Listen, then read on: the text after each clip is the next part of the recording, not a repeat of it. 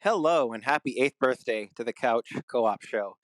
I have been lucky to have been on the Couch Co-op Show twice in the past, and I'm really thankful to Ian for having me on. And it's also been great talking to Jared, Aaron, and Dave, of course, and just becoming a part of the community in the last few years that I've known everybody.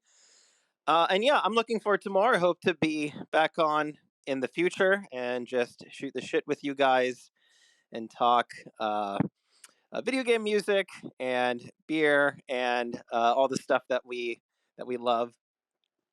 But yeah, happy 8th birthday to you guys. Appreciate you so much. Please keep it up.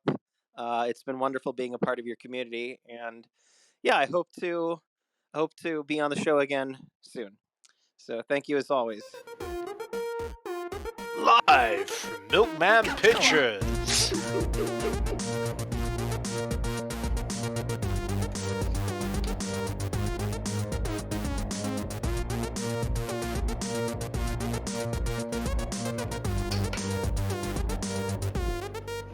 Couch Co-op.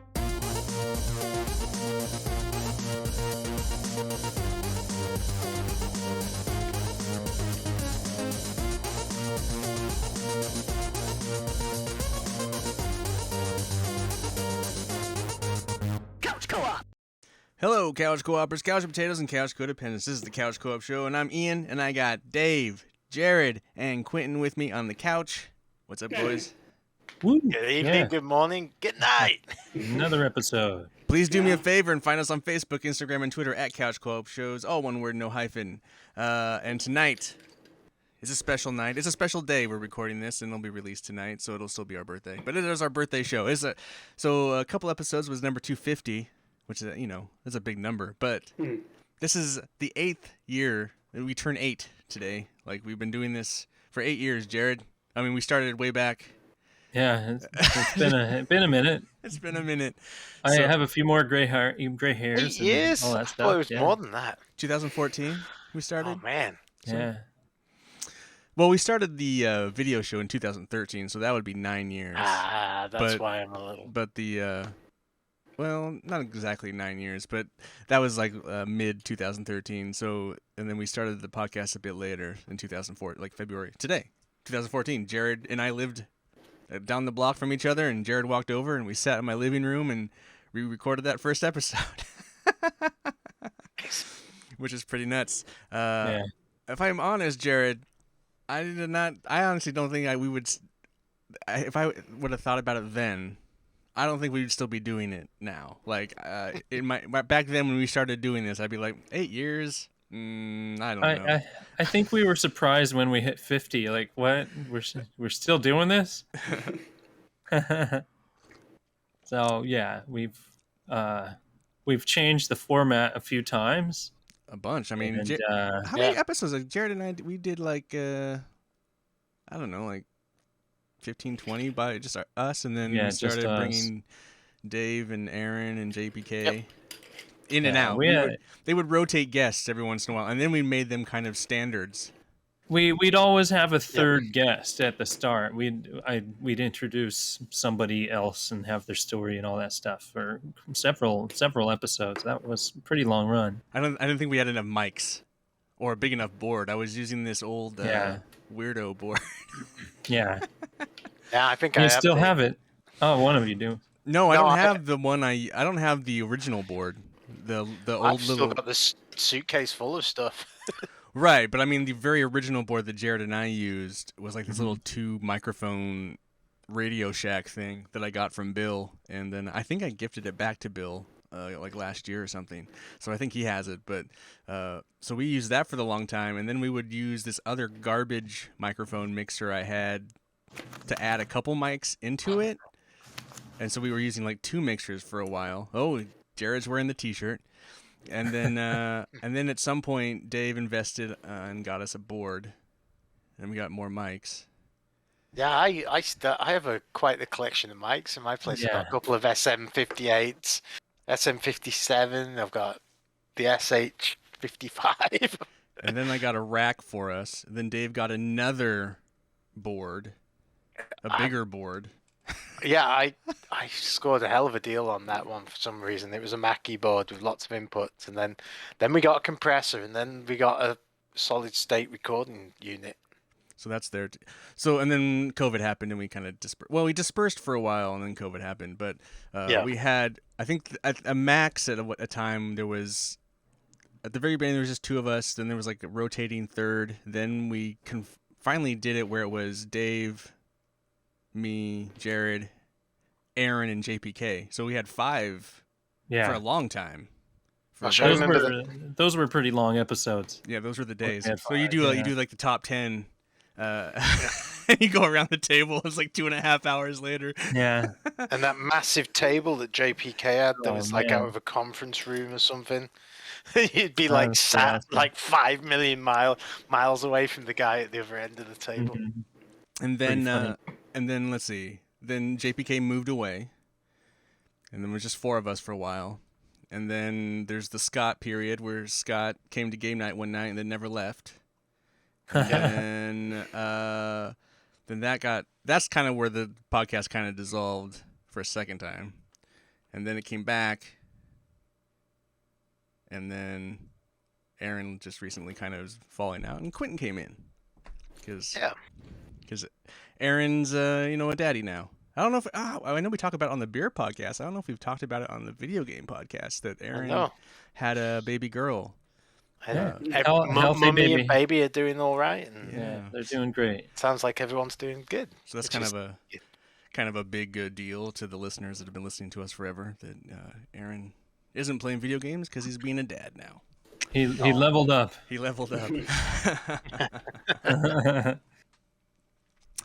So I don't know.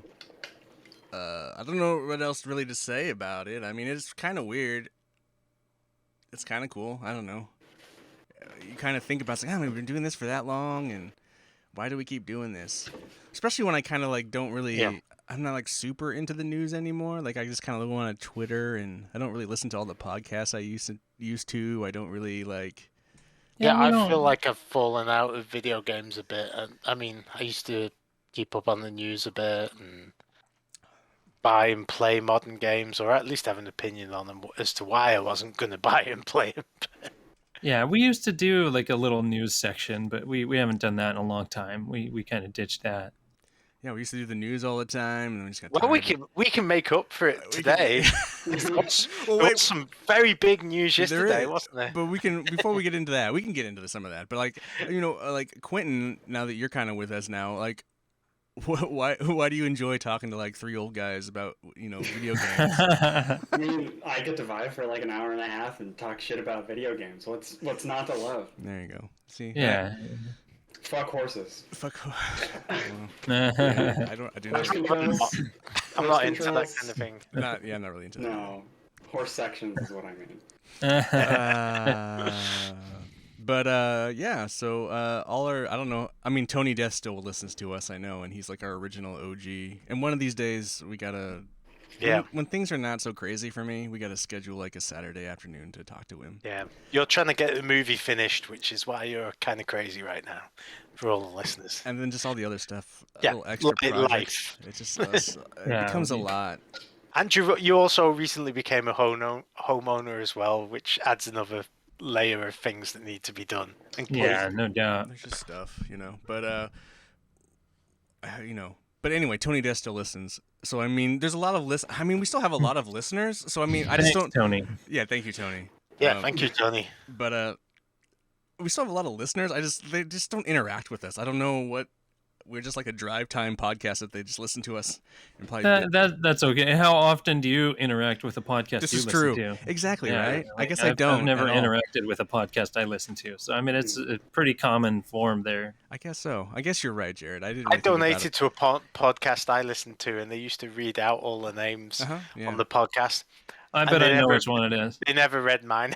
Oh, you didn't donate enough. You didn't donate. Jeez, Dave. Dude, I think I threw him $20 or something, and that was way back when there were only a couple of episodes in. Yeah. And it was like, man, I really enjoy what you're doing and all the rest of it. And it hasn't stopped me listening from the to the podcast or anything like that.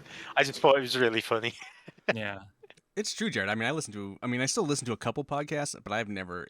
Back when I was listening to a bunch, I never interacted with any of them, except maybe Comic Geek Speak back in their heyday, because they got me back into comics.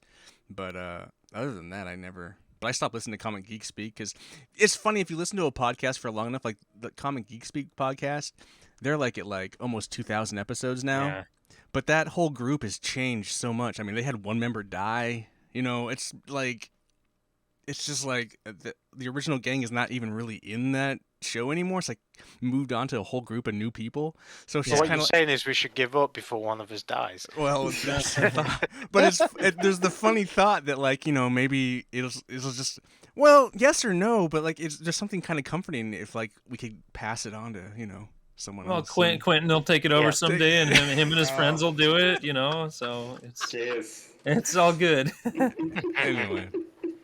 But I mean, whatever. But it's just kind of funny to think. So that we've still been trucking along, and I'm curious. I'm curious at what point we just like throw in the towel. I am like curious. I've thrown in the towel a couple of times and come back. So Exactly. I mean, Yeah, we've all taken breaks. Well, that's probably why. I mean, if we think about it, this show should probably be up way closer to like 500 episodes, really. Yeah. Yeah, we've taken like 6-month periods off, maybe even longer sometimes. I must admit, I've found that like as time's gone on, I have found myself not playing video games for a month or two. Taking time out from playing video games, which kind of it's like, okay, why am I going to be on a video game podcast if I haven't played any video games? And Right. So. Well, so happy birthday, guys! Congratulations! Yay! Happy birthday, Yay. Couch Co-op. I feel like the last. Thank you, Jared and Ian, for making it this far. Yeah. Well, you designed the logo, right? You just kind of doinked around on your computer and threw something together, and then somebody else made a 3D render, right? So and then you redid the 3D render. So I did. So yeah. So there's a few versions. There's a few versions. There's an original version that's like this really old, weird version. Then I came up with the newer version that has the similar look to what the render is. So the render was created by Alex, and then I went back to the old version because I don't know how to do 3D stuff to make the Couch Co-op version. Yeah. So anyway. Little history, I guess. But yeah, Alex did the, and our opening song is by Justin. We've been using forever, so. Yep. Yeah, thanks to everybody involved. Yeah, there's been a lot of great people on, and we've had some fun conversations, and, I was thinking, we should do some more fun episodes and not just shooting the shit episodes, Yeah. Kinda, If you want some fun episodes, you watch the ones on YouTube where we did a TV show. Those are fun. Those are fun. Yeah. Anywho, especially Monty's game section, but anyway. YouTube.com/MilkmanPictures. Yes. You can find them all there. Anyway, let's move on. Well, if you guys want to talk about news, what news did you guys, Dave in particular, what did you want to talk about? Oh, I was going to say, I saw that Cyberpunk 2077 finally released for the next generation, so I actually got on that and downloaded it. Well, they shadow dropped the patch, which was the it's like 1.5 or something. It was the fix for PS4. Mm-hmm. It was a patch for PCs too, and then they shadow dropped that along with the next gen game. I fired it up and it looks really. And actually, I was playing it for about an hour before we started recording, and I'm quite enjoying it. The game itself it's quite complex. There's a lot going on, so I haven't quite got into it yet. It's not like typical running gun. There's a bit more going on, but graphically it looks beautiful. I've put it in ray tracing mode, and to be quite honest, ray tracing mode says it'll keep it above 30 frames per second, and I don't find that a problem. Whereas performance mode, it'll be over 60, and I haven't tried performance mode because, to be quite honest, I haven't found anything I don't like about the ray trace, like graphical super mode or whatever. But the main thing I do notice is that when you're going around, it does seem a bit more not crowded, but like there's a few more people going, if you know what I mean. Yeah. So, Population density. yes, that's the word. I fired it up too the other day when it came out, and I was not. So I played it on PS. I played it on my PS5, but I played the PS4 version. Yes, that was So I think I'd done an hour or so on that, but and I've beaten the game, but it loads a lot faster. It's crazy fast now. But I was not super impressed with performance mode. I mean, I get 60 frames per second is better, but the game itself doesn't look as impressive. It kind of just looked. The details didn't hit me. Like, it just kind of, oh, this is what I remember the game looking like. But when you put it in the ray tracing mode, the game just gets really cool looking. Like, it looks way more impressive. I haven't really tried it much in performance mode, but yeah, I must admit, when I played it on my PlayStation 5 with the PlayStation 4 version, I wasn't thinking, I didn't think it was that bad looking, if you know what I mean, so. Right. So, I mean, and I've never been, I always feel like frames are like things for like frame perfect stuff like fighting games or first person shooters. Like role playing games, I don't really care about that.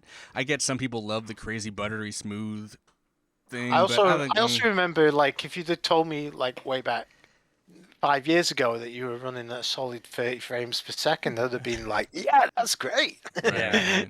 You know, whereas now it's like, I don't know.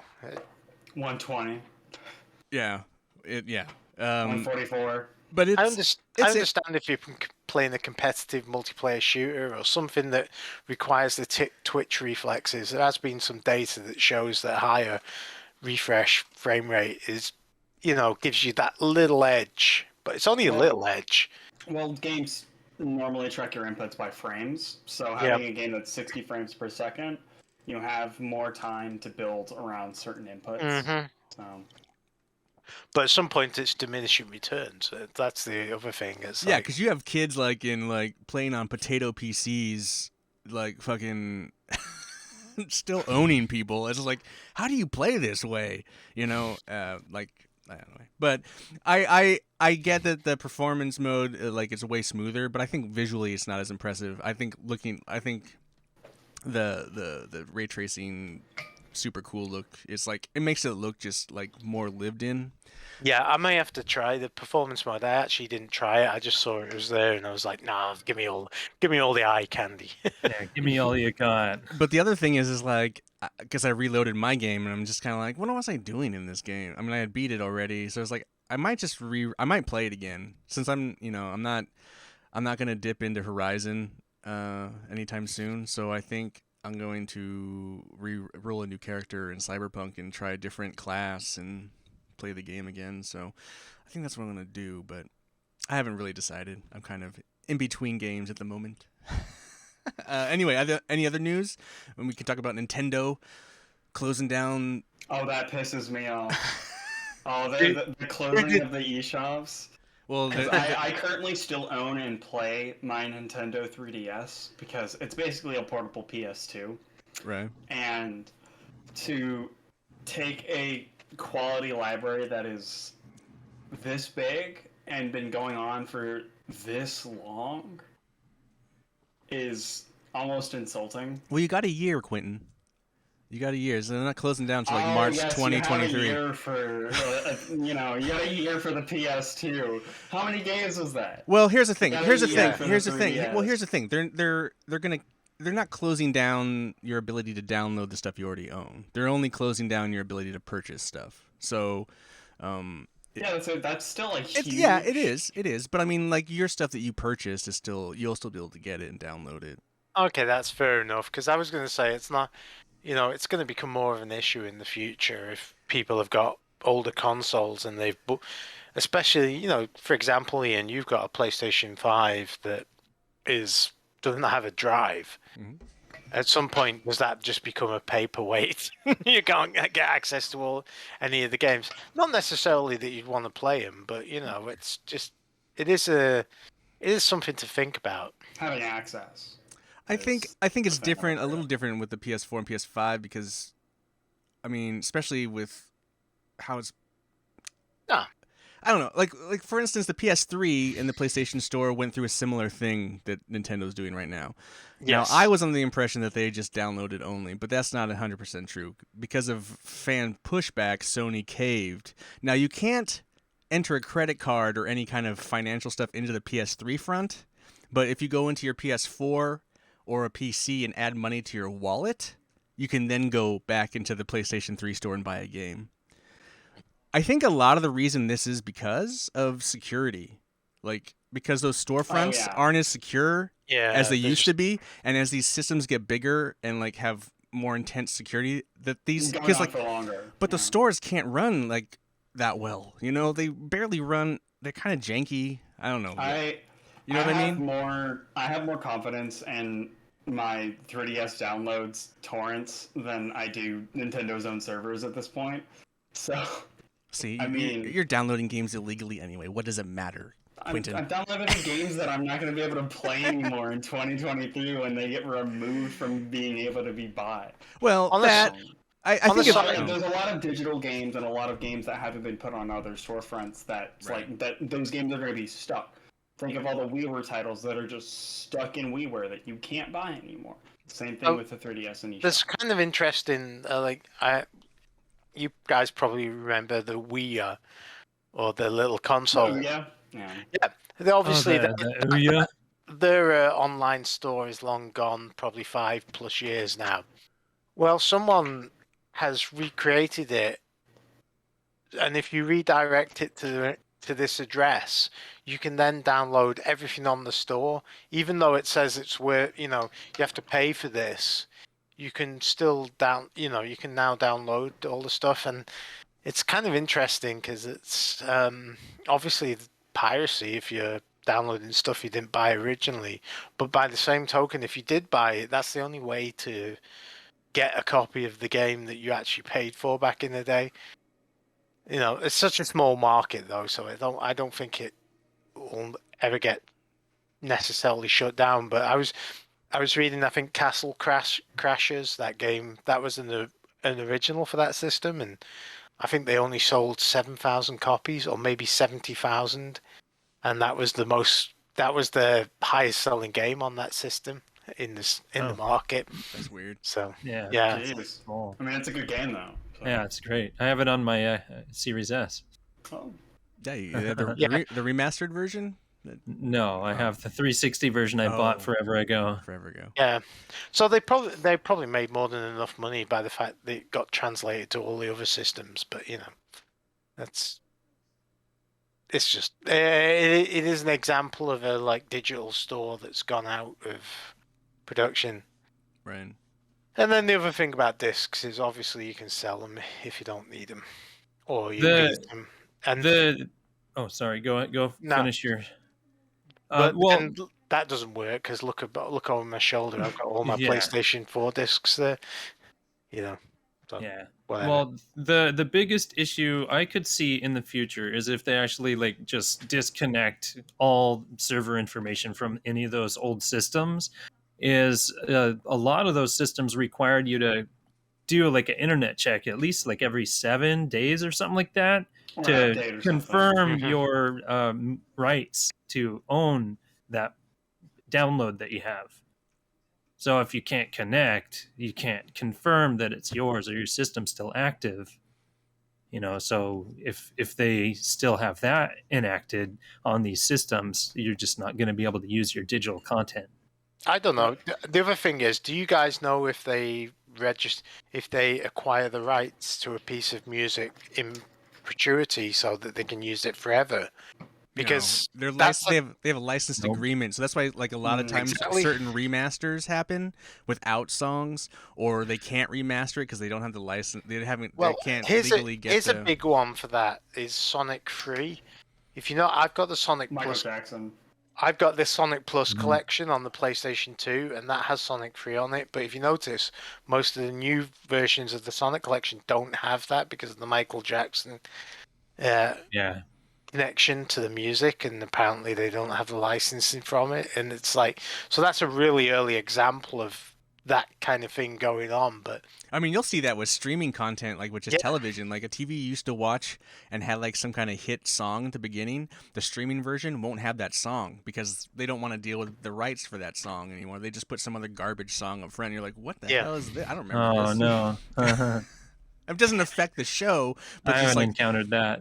yeah. There's a couple shows I've seen where that's happened. I can't off the top of my head remember what they are, but That's messed That's up. funny. Anyway, yeah. So that's happening. I mean, obviously, I can still get updates. it could still to get updates. games. Yeah, you can still get updates. You can still download your content. So that's the store is closing. You can't buy stuff, but your content they're still going to allow you to get. So unlike Bungie that will vault your content and then resell it to you at a later date. Oh. Yeah. But No. it would take up all the space on your hard drive if you What does if that you mean? let them keep you. I Talk about know. being anti-consumer. I still don't Thanks, understand Bungie. that. Like, why can't you still just choose like, well, hey, can I download this? Can I erase this part of the campaign and then install this part of the Or- campaign? Or the other thing I mentioned with that stuff is this is to call back on a Discord argument, but why if I'm going to play a MMO and I'm only going to play at medium settings, why am I downloading the ultra 4K resolution textures that I'm never going to see or use? Because consoles Why don't is that? consoles don't often have No, they do. texture. I mean, they do, but not There's always. performance. There's performance. There is a performance mode. And- Yes. And in There is some now, MMO, yeah.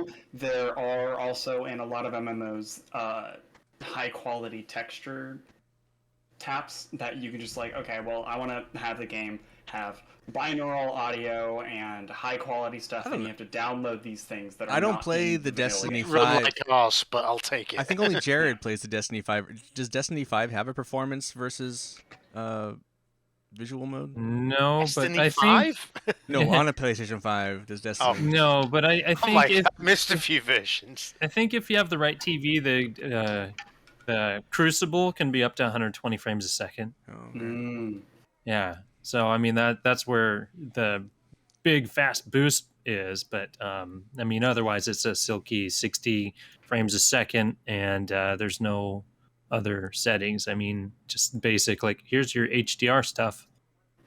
I guess my only thing with that argument, and I don't know why we're talking about this, but because I brought it up, but I guess if I was paying a subscription with the knowledge of like you're playing a game that's going to be forever changing and going through changes, and it's always going to be this and that, and you're playing a monthly fee, then I'm okay with it. I'm just along for the ride. I feel like if I'm buying something for $40, that is But it's an expansion. Think of all the people who bought Forsaken that will not get to play Forsaken anymore, even if they really liked Forsaken. Yeah. And wanted to play through it again. You can't. It's and it's arguably the It's best an story insult. content in the game. It might be your favorite expansion, for example, and you're like, oh, I can't go back and play that.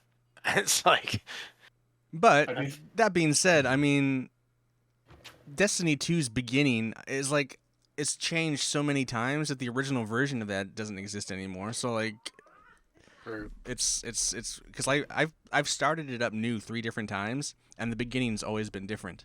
So I mean, like, where's the original beginning? I don't know, it probably doesn't exist anymore. So I don't know. I mean, which is I'm not a fan of removing stuff like that either. I mean, like removing quests in any game. Yeah, I can understand by doing it for a streamlining purpose, but like it was there for a reason. Like well, they also Final added. Final Fantasy 14 has done this to its first for the first version of the game, A Realm Reborn. There's a very long section between A Realm Reborn and Heavensward, which is that first expansion.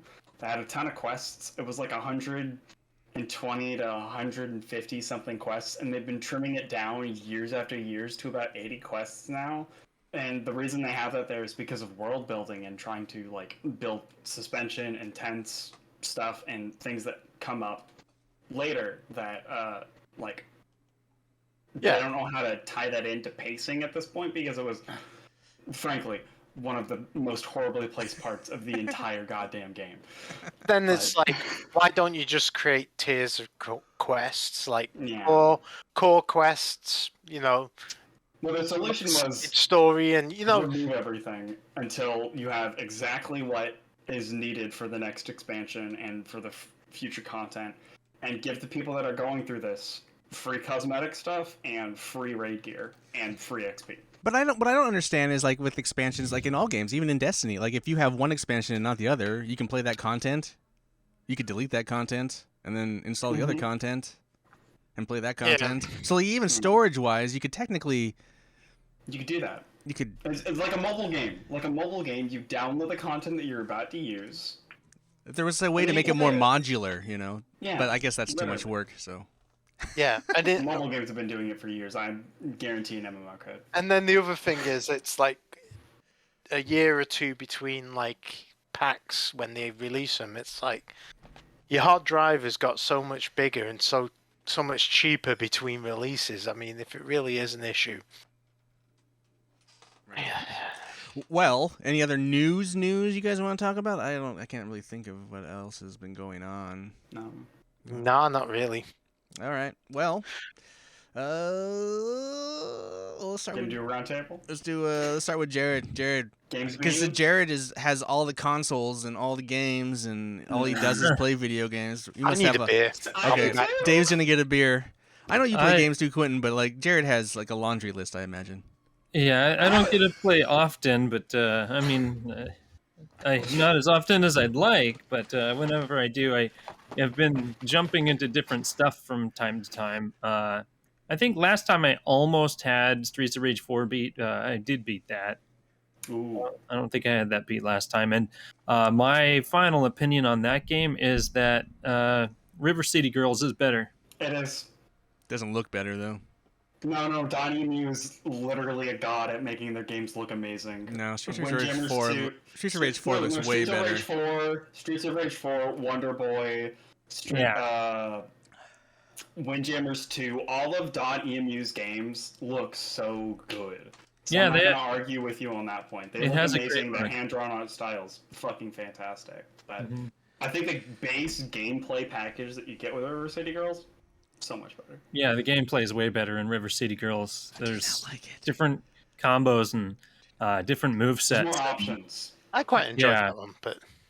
Yeah, but Streets of Rage 4, I don't know, you just end up running and doing your dash attack, and I don't know, you don't have a big move set, so it just got kind of boring after a while. I just kind of kept on going because I knew I was close to the end. Whereas Streets of Rage. yeah, I mean it's fine, and it's definitely a Streets of Rage. There wasn't really a story that I cared about. The characters are okay, it didn't really present itself like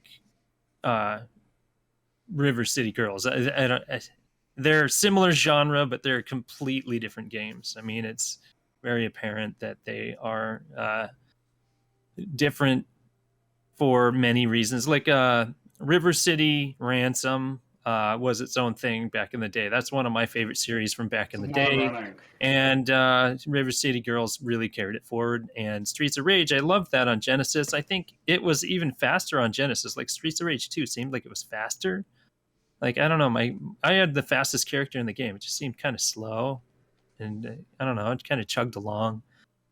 And didn't really do anything to the moveset. It's like everything was about the same. I don't know. So maybe it would have been more fun if I played with someone. But I don't know. I did River City solo as well. So I don't know. But that was fine. It was fine.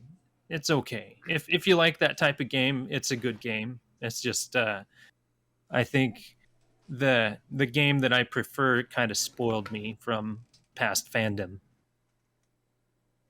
I think is a good way to put that. Okay, what else? I've been into kind of like the top-down Zelda type games, I guess you could call them. I've been playing, like today I played Nobody Saves the World. They're by Drinkbox Studios, and I'm really digging that. Feels good to play. Though I do wish there was a sprint button. Some of the characters are really slow, so you have to switch your character on the fly so you can traverse a little better. How far are you into that game?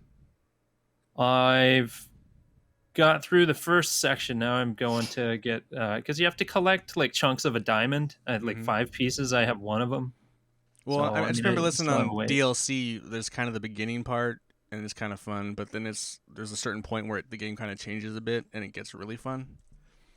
Have you gotten to that part? Well, that's where, a good way for it to go, though. No. Really fun. I thought you were going to say get really No, bad. like Well- you start like mixing your characters. Yeah. I just started mixing skills. I unlocked the first lot because Dave, it's not your type of game, but you start out as a character that's just blank. That's why it's nobody.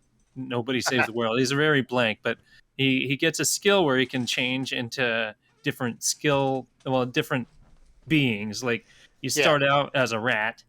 That's your first form. Then eventually upgrade the rat enough and get more skills through the rat. But then the skill tree branches and you unlock a warrior and a ranger. And if you work on those branch out more. So you keep unlocking. I don't know how many different characters there are in the game, but then at a certain point, then you can go back and you can start mixing those Yeah. skills together. So like you can be, I guess the slug is super cool or something. So yeah, the slug's fine. It no, but shoots when you really mix fast. his Yeah.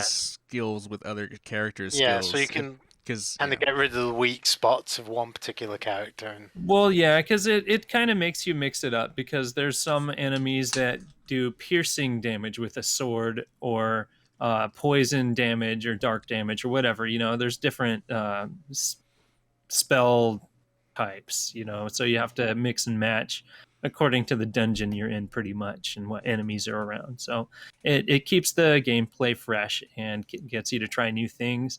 One of the things that a lot of people I've heard they really like like every character you get, you have 2 slots that you look at in your upgrade tree, and it gives you like kill these enemies with this type of skill, and it has you switch in and out a lot of the different talents you have, so you can keep upgrading your character.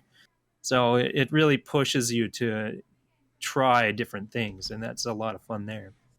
cool. I'm gonna try it. I don't know if it's my type of game, but Seems pretty modular Yeah, in terms of how it flows. yeah. I mean, yeah, it goes really well. It's a nice game. It has a really cool art style. it's so, on Game yeah, Pass. I'm giving it a thumbs up on Games Pass for now. I've Well, been playing. Your review would be Games Pass double thumbs up, basically. Yeah. Oh yeah. Yeah. You're no finding doubt. enough stuff that you really enjoy, and it sounds like. Oh, there's Oh, so yeah. much stuff on Game Pass, Well, dude. Yeah. No, that's the thing. Like, there's a game that I'm interested in called Unsighted. I've been playing that. It's like a Zelda, but it's like an action combat game with parrying and stuff like that. You have to have pretty quick reflexes. You can't really mess up, so it's kind of soulsy in that way because when you die, all your shit stays behind, and I'm not in the mood for that. If I didn't have so many damn games to play, I'd probably just stick with that one. But I've just been getting brutalized in this one area, and I'm just not having it. I don't want to deal with it, so I just kind of like I decided today that I'm going to shelf it after failing again, and I'm just like I just want to go have fun. I don't want to do this.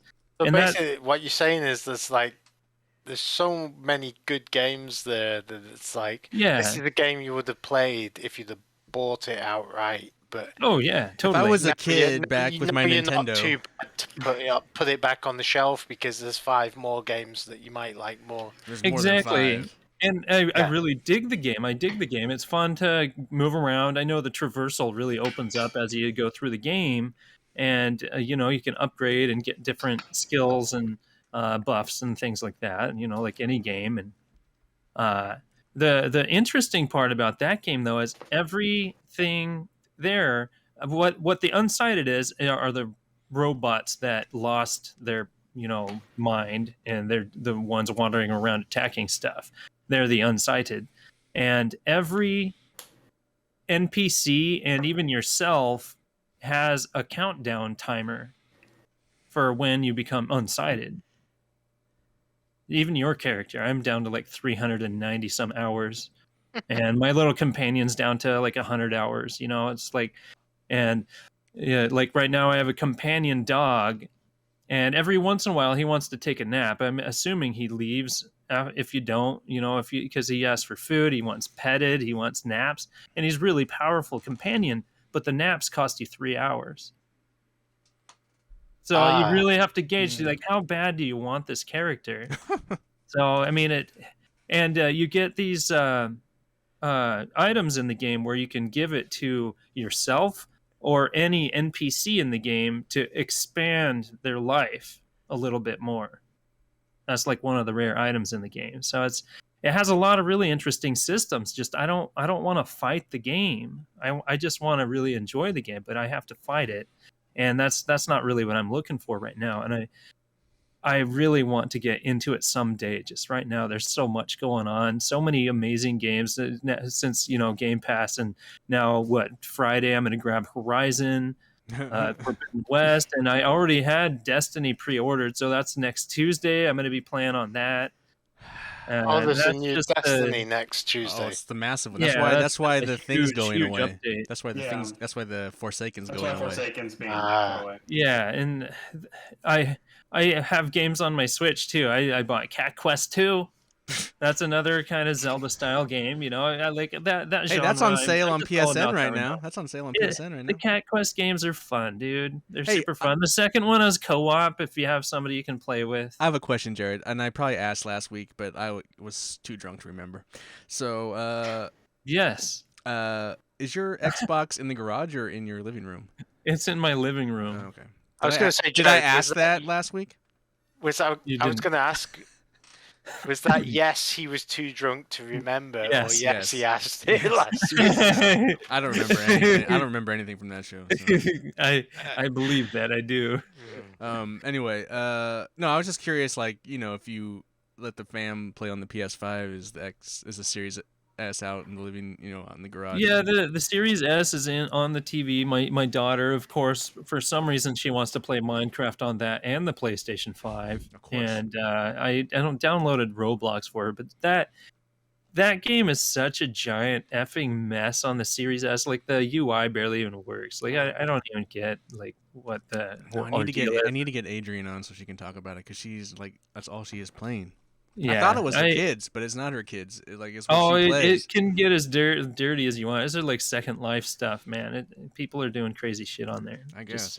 Yeah. So be I mean, now that I've been looking for help for Roblox, it keeps throwing like little articles in my face, like, I don't have any really good examples. 6 inches bigger in Roblox. It gets a little darker. Yeah, like I don't know, weird sex stuff. Yeah. I guess. So I don't really want to dive into that hole of Roblox. It sounds like plenty of people have. Rocox? Yeah. No. Yeah. Hey, Quentin, what have you been playing? Well, I beat a game today. I started and beat a game today. Oh, wow. I beat a point and click called Deponia. That I got on the Steam. There's like a sale games made by German devs. And Little Deponia. Deponia is a point and click adventure made by Daedalic Entertainment. I think they're publishing that new Lord of the Rings game about Smeagol. Oh, really? Oh, okay. Yeah, I think they're publishing that. But Deponia is a very interesting. It's like a 13 plus like cartoon condensed into a point and click adventure that only took me about 5 hours. Yeah, it's fun. It was really fun, and since the package is only about like $2.99 on the sale on Steam right now, you get all 3 games in one package because it's a 3-part story. So it was really interesting, and I hadn't played a point and click in such a long time. I forgot how to like look at a map and go, they're telling me the solution directly to my face. They say, I need something sticky and chewing gum is in my inventory. Right? But then you have to figure out how to use it and make it sticky and all that stuff. It is like everything's so convoluted in point and click adventures. Really easy compared to it does. Yeah. like Yeah. some of the older ones where it's like if you missed this 2-pixel item 5 screens ago, you're host. Yeah. It does. Oh, yeah. It doesn't do Go that. around with the mouse looking. Oh, Like- yeah. I think Yeah. I think the hardest part in the game is actually the first chapter, where it's so long and it goes on for so long. You're just like, when are we gonna like get to a new place? And you keep getting new places in this one place, but it's not a different place. And then it goes, well, here's the entire map, and you need to mess with it to grab these items to finish this chapter. And I thought that was really cool, and it kept just building off of that. And I loved the idea of a protagonist who is not a good person being portrayed as a good person because he's the main character of the game, while everyone around him hates him and what he does and what he stands for. Oh, yeah, he's a dumbass. It's a complete bumbling fool who shits on everybody around him Yeah. for no exact reason. And it's so interesting to see how I'm so excited to see more because it ends on a really sad note that it's making me want to just like Get back boot in it up after this finishes it and just like keep going and see more. It's really fun. The characters are really enjoyable, and I've seen it I around highly everywhere. I'm not a point and click Yeah. guy. I bought it on PS4 quite a long time ago. It was on a really deep sale for just the first episode. And then eventually the Epic Game Store gave the whole trilogy for free. So eventually I might be able to play it. I'm assuming it would run on this PC. But Oh, did they? oh, it should. Yeah. It should. Yeah, no, it was a free game on Epic Games for one of their Yeah. months. Yeah. All right, what else you been I have playing? it in my library. So I showed the list earlier on the camera, but this is You're out of focus this is now. gonna be a lot. This is gonna be a lot. Well, I played a lot of Mighty Gunvolt Burst, Okay. which is You know? a Gundam. Mega Man style. Oh, no, not the. Oh, he said Mighty, burst. Mighty Gunvolt. Oh, mighty Burst. gunhole. Gunvolt. Gunvolt. Sounded like Gundam. Gunvolt Burst. I think Gunhole sounds better, but yeah. Yo, gunhole. Gunhole burst. Uh, That sounds kind of gross. Gunvolt Burst. Wait, will is you burst my gunhole? It's made by Inti Creates, the same people who did things like Bloodstained Curse of the Moon, Oh. Right. Blaster Master Zero, Yeah. Gunvolt, and Mighty Gunvolt Burst is a game that they originally released on the 3DS. I'm playing the PC version, and it is a crossover between Mighty Number 9, Azure Striker Gunvolt, and Galgun, where it is a Mega Man style jump and shoot game. That Wait, is- Galgun? Isn't that the one where you Yes. shoot the girls and their clothes come off or Yes. something? Yes, Oh, that is one of boy. the characters you can play as. What? I've always thought about pulling the trigger on that awful game. Because you look You at it, can it's play like, as a Galgun character in it. that's funny. All right. One of the most interesting things to it for me, I've only been playing the bet campaign because it's the main campaign it's built around.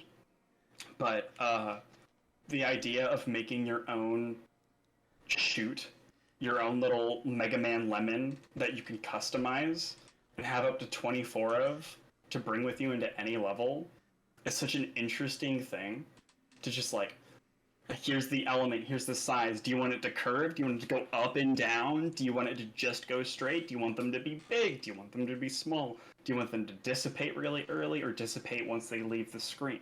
It's really interesting how they try to balance the game around this system.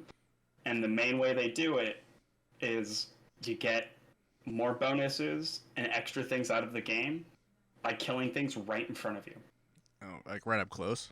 Yes, that's called a burst, which is why the game is called Mighty Gunvolt Burst. Gotcha. You get extra bonuses, and enemies are designed around being up close and bursting them. And this is on what? What are you playing this on? PC, 3DS, and a couple of other things. Cool. But I'm playing it on PC, and it's very well designed. The music is amazing. If you're a fan of like that old 8-bit style art that they've been doing for all their retro throwback style games, it's fantastic. And Sounds like a Jared highly game. recommend it. Yeah. for $9.99, it's fantastic. What else? I booted up my RPCS3 and I've been playing Ragnarok Odyssey Ace. I went on a whole. I haven't been on the podcast for about like 2 weeks now, so I've done a bunch. I right? played that game. I played the demo of And, that game. I've been going on.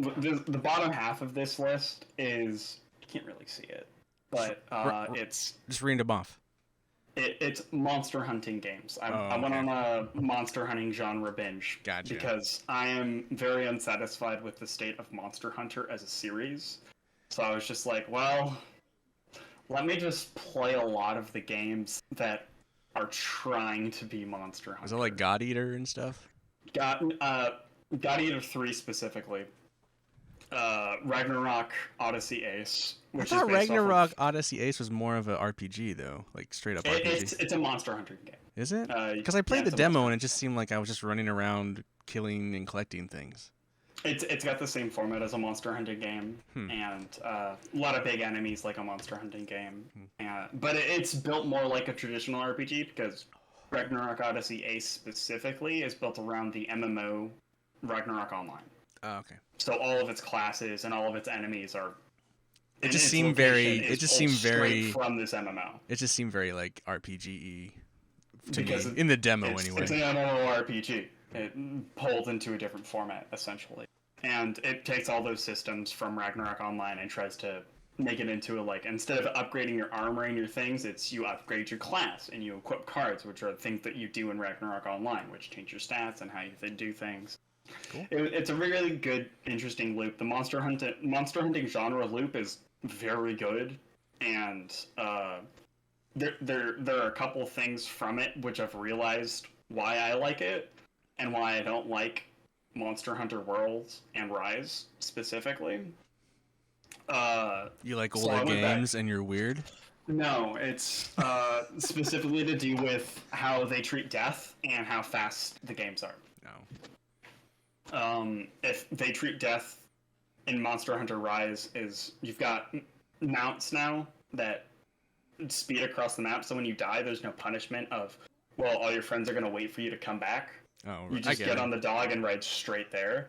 While in a game like Tokiden 2, which is another game I played this week, it's a very open world game, and if you're not in a hunt and you're just doing open world stuff, if you die, your body stays there and your whole team has to revive you. So they solve the idea of, well, what if you die in this giant open world? You're not going to be running all the way back because your team has to stop what they're doing and help you up. And I played Monster Hunter 4 a lot again. Oh my god, it's such a good game. Oh no. It's such a good game. I love my 3DS. I miss that thing so much. Loading I pulled it screens out. of loading screens of doom. It's not got long loading screens. Every I don't know time you what you're move it, talking about. every time you move into a new area of the area, it's just like it loads. That's It loads. just been a thing. It's always been there. That's awful. Until World, and I thought it was fine. All right. I loved it. I think it's a great game. That's why I like World But- so much. Yeah, I think- the world's fluid. My main issue with World is how it treats exploration. You know, I like exploration in that game. What are you talking about? Well, it's all guided. You can turn that. The hunting aspect of Monster Hunter World is completely different from the rest of the series. Where you just because- happen upon them, basically. Well, it's not that you happen upon them. It kind of that feels you need like it, though. You need to track them. Oh, and kinda. if they get away from you, you need to track them And more. then but Which is why items like paintballs But then every exist, time you but- go, then you go into the, you're like, oh, there they are, and then they move to a different part of the map, and then you have to load again, and then it's just like this. That's why you it's like- paintball them, so you know where they are. No, but it's just like the fluidity of the game is just so painstakingly obnoxious. It's just like not fun to like hunt through that. It's just like it's just like another. I don't know. That's why I don't. I Well, like the fluidness. I see the maps in the old Monster Hunter games like arenas. So when Right. they're moving arenas, it's like a new phase, I get you. right? But it just So- makes me think of like playing a 3D Legend of Zelda, but it's in the original Legend of Zelda's square format, where every time you move just a little bit across the screen, you're shifting into the next screen with a weird black screen or something like that. I mean, I don't blame that outlook. The Yeah. games were built off of like an old PS2 game, Yeah. you know. So like there had to be some compromises. Oh, I yeah. imagine. Oh yeah, But of course. in and I will not lie, I love World's attention to detail and how beautiful it looks and how seamless it is.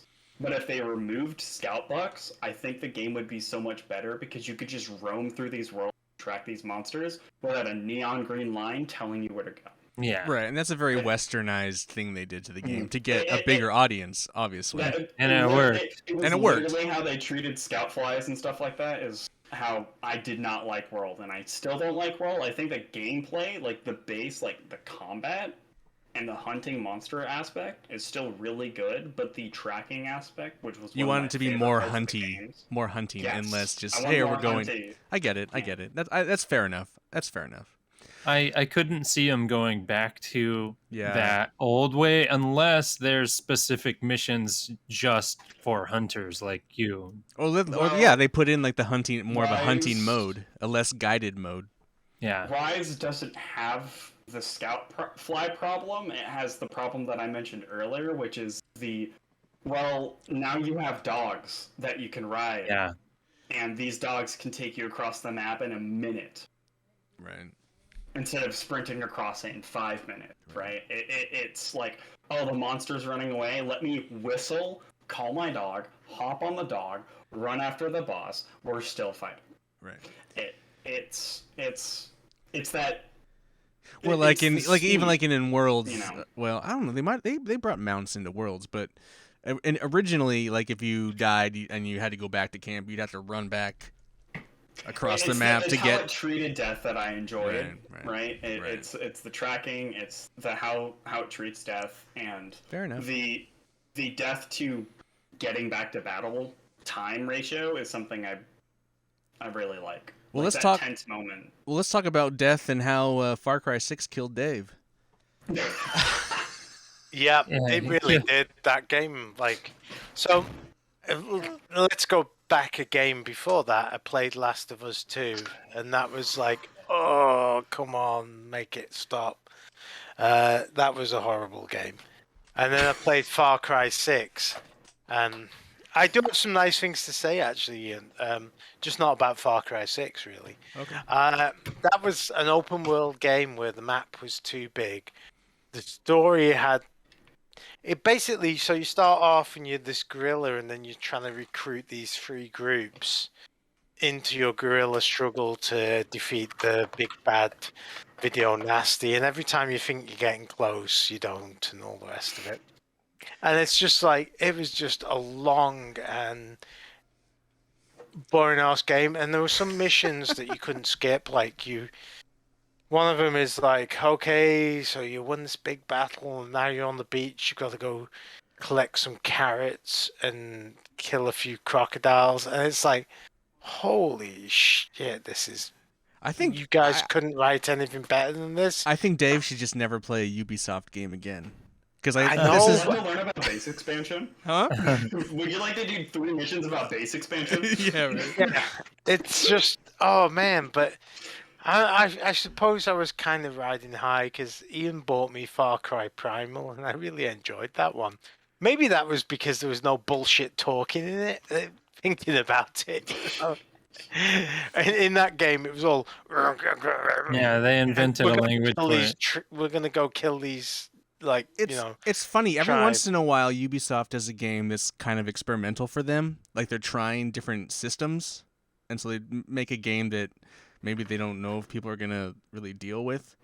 And then it's kind of not super well received, but a certain group of people really likes it, and then they take those ideas and they put it into their giant world games. I've actually enjoyed a lot of the Far Cry games. Honestly, really, what I found about this one was the gunplay has never been great in Far Cry. It's never been a first-person shooter in the Destiny mold. And so I expect it to not be great, but in this game, it was like, the way to win any battle was to just be at standoff distance and snipe if you can, because as soon as you got up close, they just dealt way too much damage to you. And it's like, I couldn't figure out like the clothing stroke armor situation. And then they had way too too many different types of like armor protection. So it's like, do you want to be protected against poison, acid, explosive, soft rounds? I mean, they had at least 4 or 5 different like classes of stuff. So you would go into a battle and you'll meet one of each kind of guy in the battle. So fire was another one. So it's like you can't. Jeez. Unless you were changing your like clothes like every guy you were meeting, it was just Can't difficult. win. Yeah. Yeah, It's like, hold on a Too second, many fellow. damage. I must undress before we get into battle. yeah, yeah. I mean, it was just I don't know. I really, it was really again.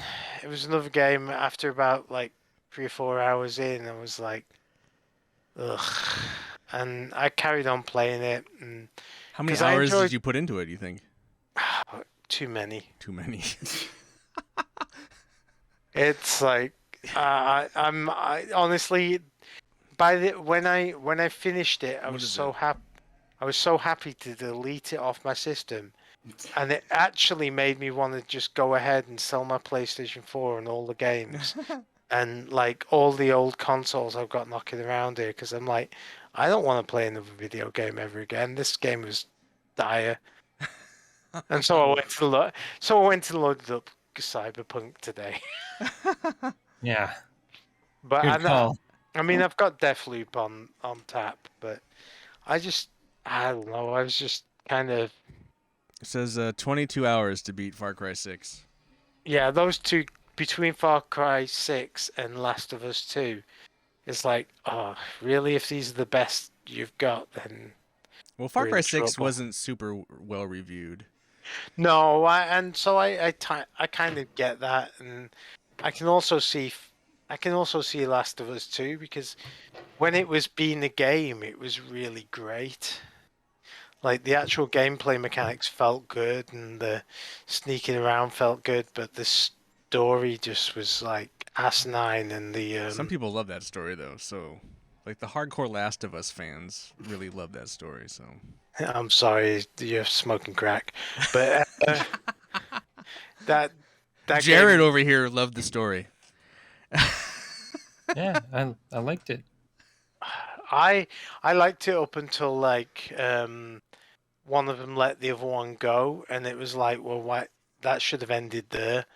The last like I don't know epilogue or whatever you'd call it just ruined the story for me. I was just like, you're a fucking idiot. I don't care for you anymore. This is like a stupid choice. Maybe you and- should, like, stop playing these games and, like, just play John Wick Hex. or Rocket League, which has no story, but I really enjoy. You gotta find those fun time games to just like help you cool off. Cool between off. Yeah. Yeah. things. The You gotta relaxing game. find those fun games that just But like needless to say, after my experience with Far Cry 6, I'm in no hurry to buy Horizon Zero Dawn. Like, oh, not Zero Dawn, Far Out West or same thing. Wild West, whatever it's called. Forbidden West. Yeah. Well, yeah, that one too, but insert 2 or 3 words here. Contained. Yeah. Yeah. But needless to say, I'm not really feeling another open world game. And if it has horses in it, then no fucking way. I'm tired of horses in open world games. They never work and they handle like shit, and it's just like, why? Anyway, that's enough of my negativity for this podcast. Good job. Well, kind of similar I mean, Ubisoft has become this company that makes these massive open world games and big maps, and you know, and sometimes I take breaks from their games. Like sometimes their games like suck me in, like Assassin's Creed Odyssey sucked me in. I put 200 hours into that game. I do not regret it. I enjoyed every minute of it. I love that game. Valhalla, I played it like the first 4 hours, and I'm like, no, it's not clicking. I sat it down for like 4 or 5 months. Like, just let it go. I'm like, I'm not playing this. I picked it back up and I beat it eventually. But another game that I recently beat this week, or the other day, really, is Division 2. And I bought that way back. Shit, I don't know when I bought it, but it was a while ago. And I went through like halfway through it, and it just never clicked for me. I don't know why. I found like, for some reason I found Ghost Recon Wildlands and Breakpoint more fun. They're way more open and free. Division has a little more tactical mindset to playing the game that I just wasn't working for me at the time. But I was going through my game library at games that I like, I should beat this, I should beat that. And I was just kind of weighing my options. And I was like, I had been playing a bunch of Breakpoint. I played some with Jared, and I played some with Ryan. But I've already beaten the game, so I don't know why I'm still playing it. So I thought, well, Division 2 is kind of like that. I'll reinstall that and see if I can muscle through it, you know? Thinking I would have to muscle through it like you did with Far Cry, Dave. But I was playing it, and I upgraded a few other things, and then I just became all of a sudden this, like, overpowering badass. Like, I have my flying drone and my turret, and I go into a room, and I just destroy everybody. It would just be like, and you'd be killing guys so fast that, like, I'd be getting, like, all kinds of weapons dropping. It was just, like, super cool. And I was, like, really having a good time with it. So, like, I just started going in and just, like, it was okay now to just, like, go do a side mission, because I knew a side mission would take me, like, 2-3 minutes. I'd be done. They're quick. It'd be so quick. Or, like, those fucking, they have control point things, and I found those, like, super fun. Yeah. Like, I would just, like, do that. Game's great. So I would bust through that. So, like, I went from, like, I think when I left, I had, like, 19 hours in the game, or, like, 15 hours. Oh, no, it was 19 hours, but I had, like, level 15. And then, like, in 2 days, I leveled up, hit 30, got to endgame, and I was just like, wow, this game totally, my whole perspective on the game just totally changed. And so, Jared, I actually ended up buying the expansion pass for $8.99. Nice. So I loaded that up. But I do think the endgame's kind of stupid in the sense that, like, oh, here's the same game, just harder enemies. Play this, grind this out. That's kind of stupid. So I'm glad I just bought because I wanted to keep playing, but I didn't want to do the same shit again. So the expansion pass is a new story, takes you back to, which is kind of cool because it takes you back to New York, where the first game was from. So it's kind of interesting. But anyway, I really dug it eventually. So I guess my, advice would be, Dave, just kind of put it away. If you're not liking it, don't force yourself to play it. Well, you gotta put that shit down. Put it down. Don't play it. I was going to ask you on that respect, did you ever go back to Valhalla? Oh yeah, I beat Valhalla, and I did like it. Yeah, I went back. It was still a little bit of for me to get into it. It wasn't Assassin's Creed, is what you're saying. Basically. It's still Assassin's Creed. It didn't hit. It still never hit me. It's not my favorite by far. And I think it's because, like, the Assassin's Creed games are made by two different studios, and I can very much tell how one is versus the other. So, like, I know what studio is doing what. So, Valhalla, I appreciate it. There's some stuff I liked in it, but the story's not as good, and I didn't like the character as much. Odyssey is just such a fun, like, it knows it's a game. It's a funny character. It's fun. It's endearing. It was a better ride. So, but yeah, I did end up finishing Valhalla for sure. Sometimes they make bad games. Yeah, true. I mean, just because it's the latest version doesn't mean it's actually any good. Right. Yeah, and on the point of putting it down, I mean, I literally just talked about Monster Hunter World, something I was playing like 2 or 3 hours ago. I put that game up and down so many times. I mean, it's fun. And again, I like the details, but it's certain things about the gameplay. Sometimes picking it up and coming back can teach you a whole lot about what you like about it or what you don't like. Right. It's just a learning experience. And then sometimes you can figure out how to min-max the stuff you don't like, and then get to the good stuff. I wish I could remove scout flies. Anyway, what else did I play? I did play a little Cyberpunk, like kind of like what Dave was saying, and then I don't know if I mentioned it last week when I was totally drunk, but I played some of that Rainbow Six Extraction. I don't remember if I talked about that or not, but you didn't. I was probably saying some other stupid shit. So Rainbow Six Extraction is another Ubisoft game, but it's not like an open world game. It's like a Rainbow Six game, but with alien virus creatures. So it's a very tactical thing but it's very bland and boring and generic. And I played it for a little while and then just I'm not gonna play this.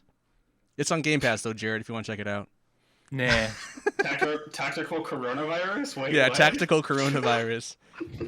Yeah, tactical isn't my style. Are you excited for the Rainbow Six Punk thing that they're doing as well? I have no idea what that is. So. Oh, man. Let's do some couch co-optionals and get out of here. So, Jared, you got anything for the good of the order that you want to recommend for everybody? So nobody talked about it, and it came out I think late last year. But the final season to Lost in Space.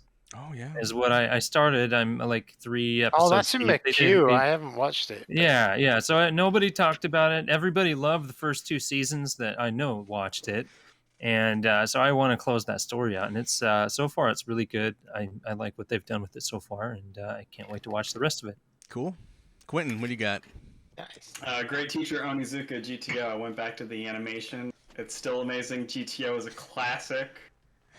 I'd highly recommend it for anyone who just needs nobody knows what that is. It's a good anime. Who knows? It's a good show. It's a good show? A lot of people know what that is. All right.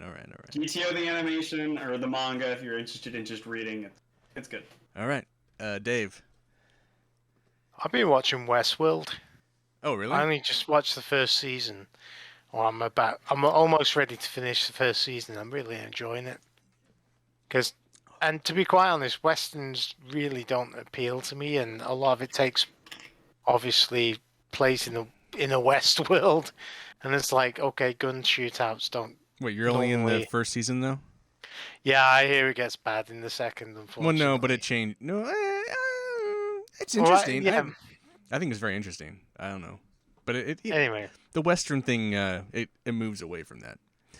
What am I don't even know what I'm gonna fucking. Oh, I know what I'm gonna recommend. He goes off camera. It must be good. It's physical media. So for my other podcast, the Milkman and Reverend Show, I do this thing where I read a whole bunch of first issues, and a lot of times they just suck. But, dude, this new Moon Knight comic, Moon Knight #1, is fucking awesome. And I was blown away. Like, a lot of times first issues are like this kind of garbage origin story, or they're not drawn really. I don't know. World building type stuff, but yeah. If you know anything about Moon Knight, I do a little bit because I've read some comics about him. It does a really good job of, like, kind of sharing some of his old stuff and putting it in the comic, but it just does such a good job of like world building and just setting the stage, and then this new villain they introduce. And I had no plans on actually buying this series, but when I read the first issue and just how well conceived it was, I'm like, I'm gonna buy the trade because I'm like way behind on it. But and then I think the new show that's coming out to Disney Plus, I think it borrows pretty heavily from this series, so I'm excited to see that show. But yeah, Moon Knight #1, the current run at Marvel, I would recommend. So that's mine. I read picture books sometimes.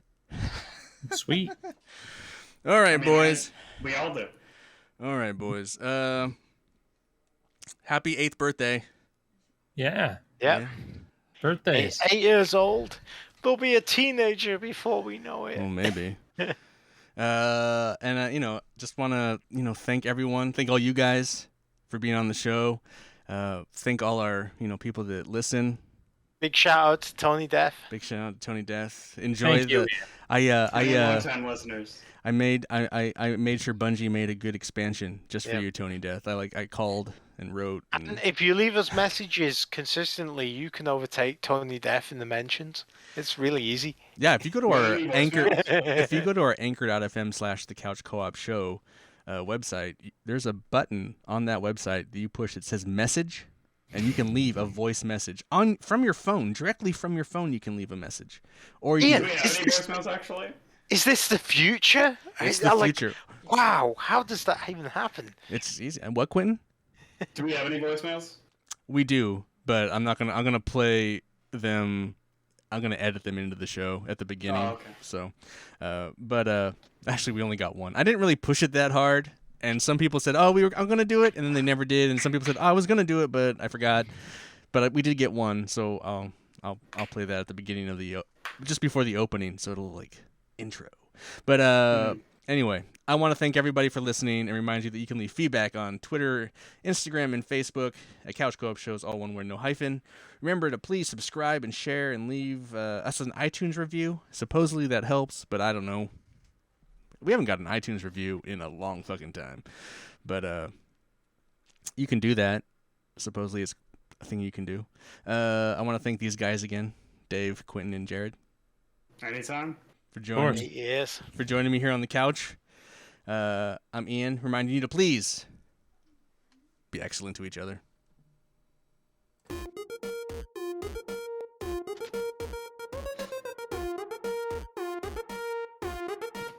Couch Co-op.